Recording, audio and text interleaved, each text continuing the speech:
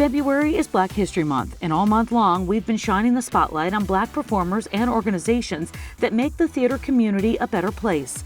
This week, we're talking to one of the stars of Funny Girl, Jared Grimes. Let's go ahead and check back in with Paul Wontorek. Still up here. Still rocking with Leah Michelle. In the bigger hit than ever, Funny Girl. What does that do to your psyche to have a hit? I mean, you have like a little security, right? Is that like a nice feeling? How does that change you? Yeah, it's like joy on repeat.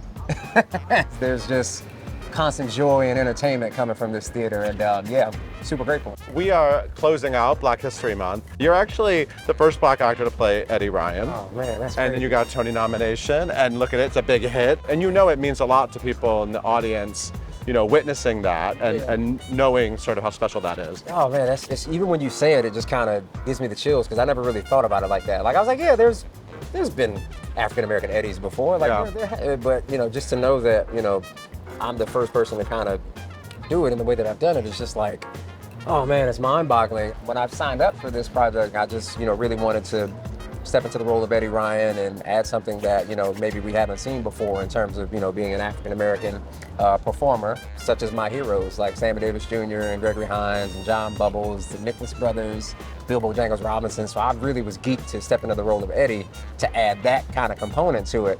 And, you know, all the other stuff that kind of came along with it was just kind of the cherry on top. I was just like, hey, I'm good. You know, Black History life is, you know, moving forward and helping people understand the stories of African-American performers then, now, so that way we can create loads of them for the future. You have romanced a lot of Fanny Bryces. You've had quite an assortment of talented powerhouses. Yeah, I mean, you know, the show is led by phenomenal females. Yeah. You know, I'm from the South, I'm kind of like a mama's boy, so, you know, I really know how to take second in command to a strong female, a talented female. My mom was my very first dance teacher. You know, I don't blink twice to take the opportunity to fall in line and really let a female lead who's great at everything lead the way. That's what I was doing with my mom for so long in my life. Still to this day, my mom is still teaching African dance classes and Zumba classes, and I'm in the back just getting it down. Come on, mama, let's get it. So, you know, we're always having fun. It's the same thing I've done here with Beanie and with Julie and now with Leah, you know, just falling in line and just having a great time supporting whatever Fanny's on stage. So it's super cool to be a part of a show to see, you know, phenomenal women just rise to the occasion constantly. It's fun when like Google you now, because there's all your Broadway fans, and then there's this whole Manifest.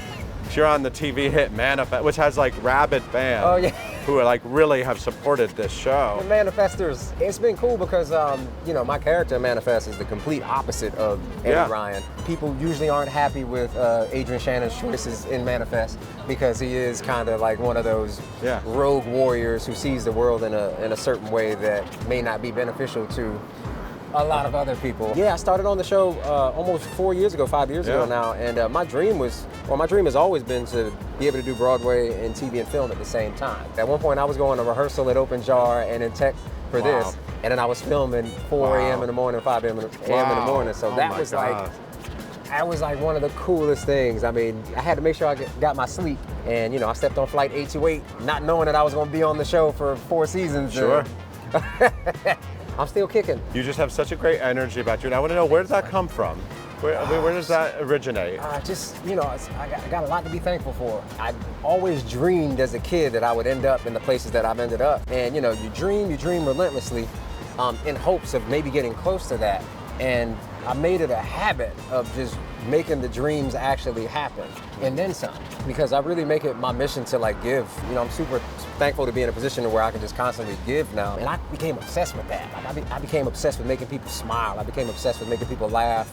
I became obsessed with, you know, turning people's, you know, day around if they weren't having a great day.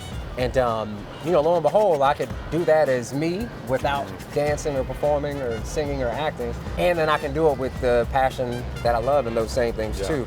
So you know, that's like my main mission, is just to, you know, I really wake up to try to like help someone through the arts. And I think that's kind of like where I get that energy from. That's where I get my joy from. That's where all that happiness kind of comes from. So, you know, it's just me in a nutshell.